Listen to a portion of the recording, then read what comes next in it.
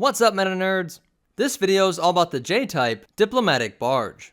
Like the other J and H-type ships that were used by Naboo royalty, it was manufactured by Theed Palace Space Engineering, with Nubia star drives taking care of the engines, electronics, and hyperdrive system. The Diplomatic Barge was designed to fix some of the problems noticed with the Royal Starship, and now featured redundant and more powerful shield generators, as well as a backup hyperdrive generator, so that you don't have to land on some sandhole planet and accidentally introduce a mass murderer to the galaxy every time you take on some laser fire. These hyperdrives were somewhat slower than its predecessor, which had a ridiculously fast 0.5 class hyperdrive, but the Diplomatic Barge was still surprisingly fast, with a 0.7 class, the same rating as the infamous Slave 1. It might have been slower in hyperspace, but it doubled the engines from 2 to 4, which more than doubled the top atmospheric speed, going from 920 km per hour in the Starship to 2,000 km per hour or 1,243 miles per hour, making it faster than a TIE Defender, which was the fastest out of all the TIE Fighter variants. To give some more perspective, that was almost twice the speed of an ARC-170 and the X-Wing, which really just shows how amazing Nubia Star Drives is. The entire ship was covered in chromium, a highly protective and very expensive material, and with a length of 39 meters or 128 feet, it was the same length as two Sheathipede-class transport shuttles. It had a width of 91 meters or 299 feet, making it 1.5 Gazanti-class cruisers across. And it was 6.8 meters or 22 feet tall, giving it the height of 3 Wookiees without its landing gear extended. So this was a massive ship with 4 incredibly fast engines, 2 of the best hyperdrives in the galaxy, extra deflector shields, and all covered in incredibly expensive chromium, giving this ship an astronomical price tag of 2 million credits. That is the same cost as 33 TIE fighters, and is about 1/30th of the total cost of a Venator-class Star Destroyer. But though it is very expensive when compared to other ships, it is kind of reasonable for stuff made from Theed Palace and Nubia, as a single N1 Starfighter was 200,000 credits. The Diplomatic Barge had a crew of 5, a pilot, co-pilot, navigator, communications officer, shield officer, and then 5 astromech droids to assist them. It could comfortably transport 4 diplomats, with 6 accompanying guards.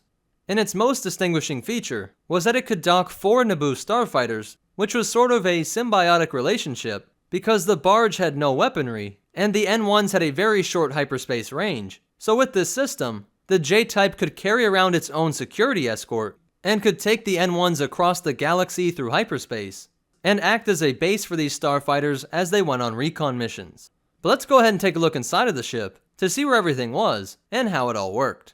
We'll start at the rear, and work our way towards the front. The stern deflector shield projectors take up a large section of these 3 fins, guiding shielding down the dorsal and port and starboard side of the ship, while having their own separate power generators.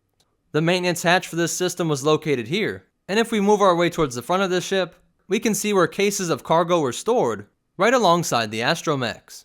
Landing gear was located here, and this turbo lift could take you up to the crew quarters, located on the top deck of the ship, which had these bunks which might induce some claustrophobia, which each had their own personal lockers. After this room was the crew lounge, followed by the comm scan, and navigator and pilot stations, meaning that the crew had to sleep just a few feet away from where they worked. The crew worked right on top of the hyperdrive navicomputer, which if you look really close, looks just like that found on the Royal Starship. Moving out towards the wings, we can see that inside of both of these engines, they packed in dedicated power generators, as well as multiple types of sensing equipment, followed by cooling pumps, which would help to keep down the temperature that was generated by these reaction chambers, which would generate ions through this nozzle. But through the use of this electromagnetic thrust vectoring, the pilot had greater control over the direction and flow of these ions, giving this ship greater maneuverability. The entire backside of these wings are also dedicated to radiating heat, followed by the repulsor lift array that would help to get this ship up into the air to begin with. And these 2 devices were the fighter recharge sockets, which would connect to that trailing finial of the N1 Starfighter. In between these 2 sockets was another shield projector, which worked in concert with rings of projectors around the engines themselves, because the wings were especially vulnerable to incoming fire, as it housed these 2 enormous fuel tanks. Moving back into the body of the ship, we can see the slightly more spacious Handmaiden's chamber connects to the main room of this ship, where the Queen could sit around this table and discuss the politics of the day. And at the very front of this cruiser was the luxurious chamber intended for the King or Queen of Naboo, and was even decorated with plants from their homeworld. So this ship provided both an intimate setting for the Queen and other important diplomats, while also working to fuel Naboo starfighters. And though we saw it had plenty of deflector shields, despite all of those defensive measures, this ship was destroyed when the bounty hunter Zam Wesell detonated a hidden explosive. Padme was targeted to prevent her vote on the Military Creation Act, but the blast killed her decoy instead, a handmaiden named Corday, with the Queen turned senator disguised as an escort pilot. But don't worry, the $2 million price tag wasn't too high, as the Naboo royalty had a replacement produced, which joined the long list of shiny ships available to the former Queen of Naboo. So that's it for the Diplomatic Barge, but you definitely want to hear these cool facts and behind the scenes stuff. The look was based off the Northrop YB-49 bomber, which also influenced the J-Type Skiff, and the sounds for this ship were made by using the sounds of a flyby from a Vickers Vimy, a British bomber made in 1917. So that's it for the J-Type Diplomatic Barge. If you liked it, go ahead and hit that like button. And if you want to check out our social media, or ways that you can help support this channel, be sure to check out the description down below. If you want to see more, be sure to hit that subscribe button and hit the bell icon so that you get notifications. But more important than all that, remember, always use a decoy, and the Force will be with you, always.